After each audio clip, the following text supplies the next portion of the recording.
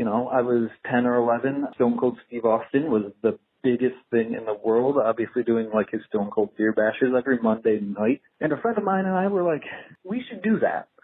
So my friend and I were like hanging out all day on a Monday. I'm assuming it was the summer. And we were like, hey, we should drink a beer with Stone Cold tonight.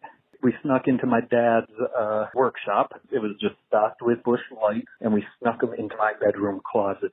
There they sat in the middle of the closet. They were covered with like a bunch of coats and blankets, just sitting there all day until that night when Stone Cold came on the TV. My friend and I grabbed these out of the closet. Stone Cold's on. He's going to drink some beers. We crack them open, cheers each other, try to throw them back like Stone Cold. And these lukewarm Busch Lights were just the worst thing that my 11-year-old mouth had ever experienced at that point. And my friend was about the same. And then, immediately both going back to trying to slug these beers because we don't want to be the one that's like, oh, you're a little bitch. But I do want to make it known, and I think it's important to add here, that was my only beer from 11 until after I graduated high school. What a disclaimer. Thank you very much. For the kids listening to this show, or for those of you with kids, if your kid does try a beer at 11 years old because of Stone Cold Steve Austin, that does not mean he, she, or they will become an alcoholic. So I appreciate the disclaimer. This is a very fun coming-of-age tale where I think we all had these situations in our youth.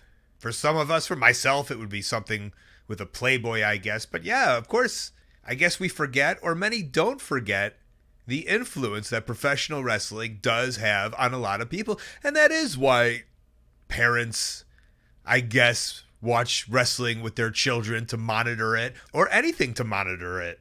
That makes sense. My parents never gave a shit what I watched. I grew up okay. I'm sure there's some underlying problems that are happening due to seeing Revenge of the Nerds when I was 5 years old.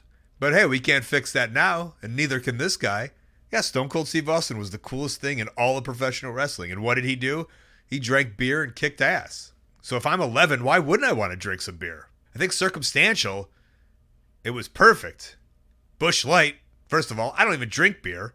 I hate all tastes of beer, but even I know Busch Light. You don't drink a Busch Light if you're drinking a beer. And I even know that a warm beer is probably the grossest of all of the beers. So put that together, I'm sure horrible for this kid. I think the main question I would ask if I was 11 years old and I drank a lukewarm Busch Light in my closet with my friend is, why does Steve Austin drink these things?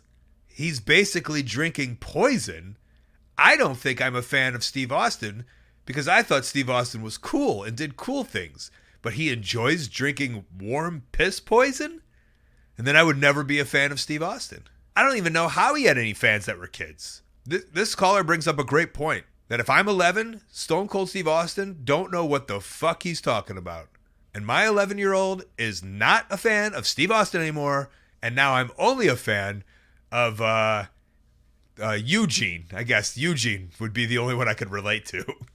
Hey, thanks for watching. That call was part of a whole podcast called Wrestling Anonymous. Listen to the whole thing weekly. Wherever you listen to your podcasts, go subscribe. And while you're at it, subscribe right here on YouTube to Colt Cabana's channel. Thank you.